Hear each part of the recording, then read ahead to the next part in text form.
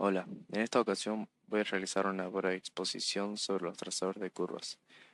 Un trazador de curvas es una herramienta o instrumento de medición que permite representar gráficamente la relación entre dos variables. En la electrónica se suelen utilizar para analizar el comportamiento de distintos componentes, ya sean resistencias, diodos, capacitores, etc. Los trazadores de curvas son fundamentales en pruebas de laboratorio para análisis de componentes y dispositivos. El modo XY que se puede encontrar en osciloscopios analógicos o en algunos osciloscopios digitales permite transformar a este en un trazador de curvas bidimensional. Aquí cada eje está determinado por un canal y según cómo varíen se pueden realizar distintos análisis. Su aplicación puede ser la de medir un componente electrónico. El modo XY permite obtener la curva característica del mismo.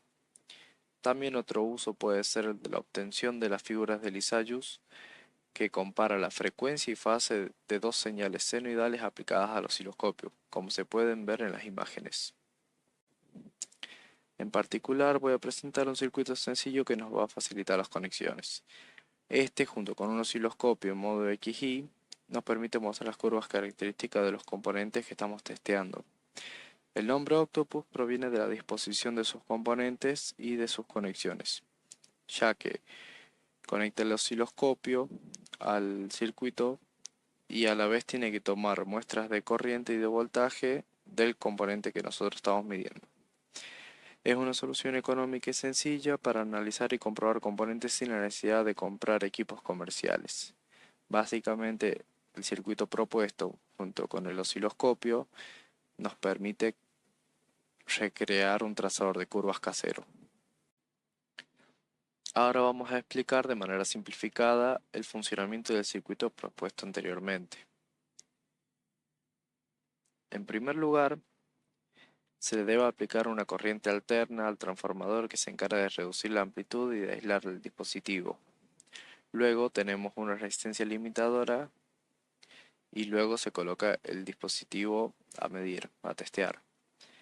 Em, También tenemos las conexiones de los canales X y Y, de donde tomaremos las mediciones de voltaje y corriente respectivamente. En el caso de la corriente eh, es esta que atraviesa la resistencia y se puede medir. Em, En este punto, el osciloscopio debería demostrar una curva que representa la relación entre la corriente y la tensión del componente. Entre sus aplicaciones podemos destacar el análisis de componentes, ya sea para obtener las curvas I-V de diodos, de transistores, etc. Esto puede ser útil cuando no conocemos también el dispositivo. Por ejemplo, a simple vista un diodo de señal puede ser prácticamente igual a un diodo Zener, y mediante la forma mostrada por el osciloscopio se puede determinar de qué tipo es, ya que como veremos poseen ciertas diferencias. También podemos identificar si un componente no funciona y es ideal también para aprender individualmente cómo se comporta cada dispositivo. En cuanto a sus limitaciones con respecto a un trazador comercial, se encuentra una gran diferencia en precisión, en alcance y que requiere mayor calibración para funcionar correctamente. Ahora vamos a proceder a describir un ejemplo práctico. Si queremos corroborar el correcto funcionamiento de un componente, primero debemos conectar ambos canales del osciloscopio al circuito Octopus. A su vez que el dispositivo que debemos testear, seleccionamos el modo XY, calibramos todos los parámetros necesarios, ya sea la escala de tiempo, de amplitud y offset, hasta poder ver la figura en pantalla. Una vez que tenemos la curva, procedemos a analizarla.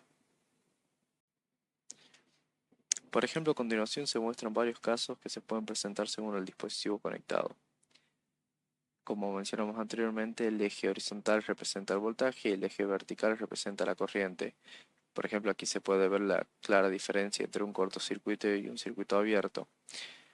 En el caso de un resistor, este varía linealmente. En el caso de un capacitor, posee una elipse, ya que genera una diferencia de fase entre la corriente y el voltaje. También se puede caracterizar un transistor y, según el ejemplo que vimos anteriormente, podemos ver la diferencia entre un diodo común o un diodo de señal y un diodo Zener. En resumen, esta es una aplicación muy útil y sencilla que podemos realizar para nuestro laboratorio. Muchas gracias, hasta luego.